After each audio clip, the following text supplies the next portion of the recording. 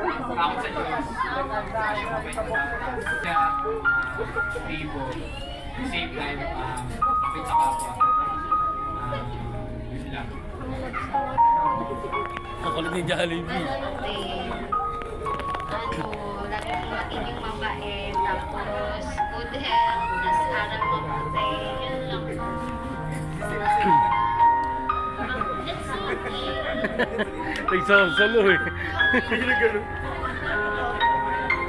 Nagpapiano, gagi. Maraming salamat of course kay Mami at kay Daddy sa napakagandang birthday wishes para kay Anya. Thank you so much. Nagpapiano si Jollibee. Dear Ate Sharon.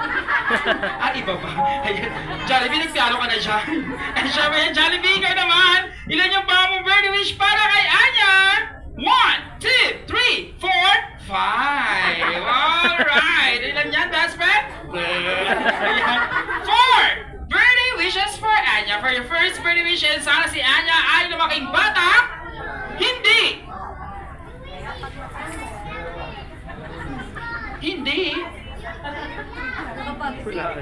At hindi,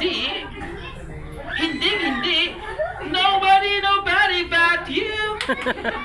No, last mo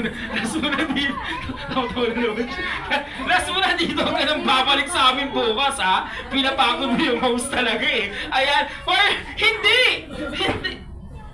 Matigas ang ulo, katulad of course. Nino? Ni ate! Ayan! Sabi ni Jollibee, huwag daw gagaya si Anya kasi matigas daw ang ulo mo. Ayan! And syempre, Jollibee! For your second birthday wish, and sana, si Anya ay lumaking batang wow, maganda, sexy, and flawless, of course, katulad ni... Diba? Alam mo? Nakakalawa ko, maaura ka pa. Siyempre katulad ni Mami. Okay. Para kay Best Friend Jollibee. Palakpakan to, nagigigil na si Jollibee. Oh. And siyempre pa yung third birthday wish. Ayan, sana si Anya ay lumaking bata. Ano yan? Lumaking bata?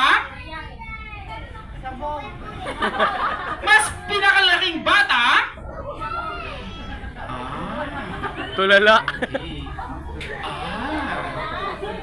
Uy, ang ganda. Nakita ko din. Ayan. Mas pinakalaking bata? Matalino.